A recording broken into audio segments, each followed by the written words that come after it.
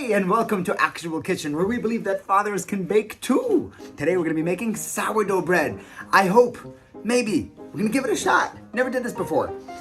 The only difference about this recipe is that it won't be done in 3 minutes. It's gonna go in stages. It's a lot of waiting. So many points with your wife for making sourdough bread. If it works, otherwise it'll just be one of your experiments. Okay, here we go. I need a recipe.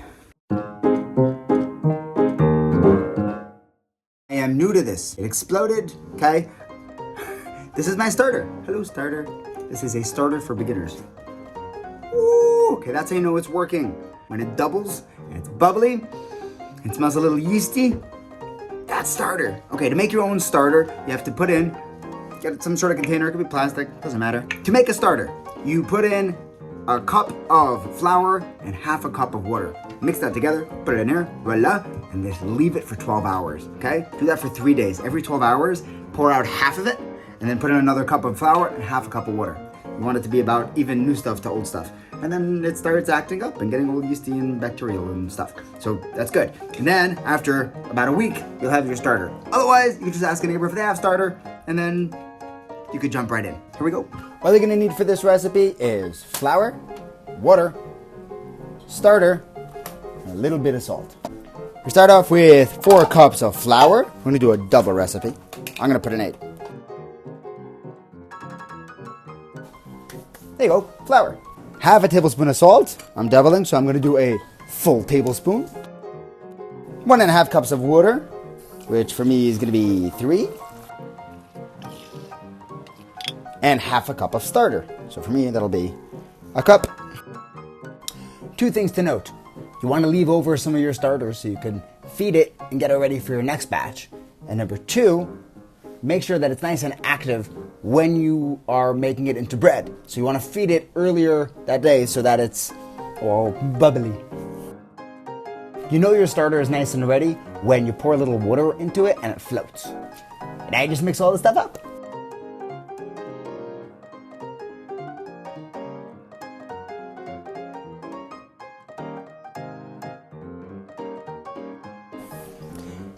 You keep on mixing until all the flour is mixed in.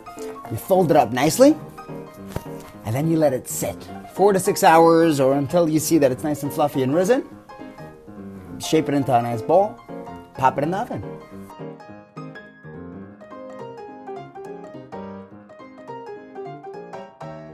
Roll it into balls. Sourdough actually stays pretty good for a while after, like 2-3 days just wrapped up. Roll it up nice. Put the seam face down. Let it rise.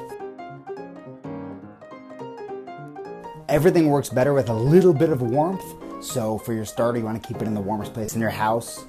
Refrigerator is a great spot for this. On top of the fridge or the back of the fridge, it's usually pretty warm. For the dough also, when you're letting it rise, keep it in a warmer space.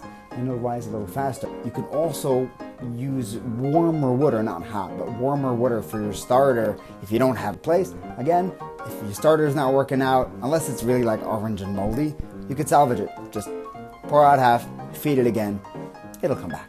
I have a friend who made sourdough for like the first 5 weeks of marriage, and they were all coming out as these little bricks, just because he was forgetting to let it rise a little bit before putting it in the oven.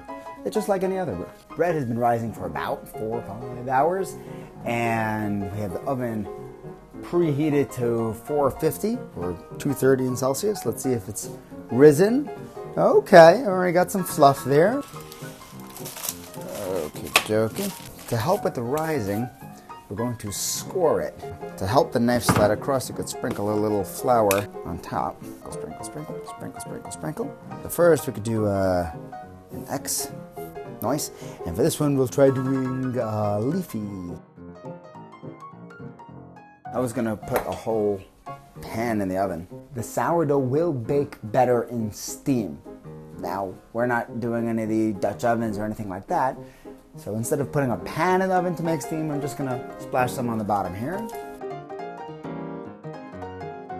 That should make things nice and steamy. Bake it for 30-40 minutes until it sounds hollow on the bottom. You get a nice golden look. See you soon.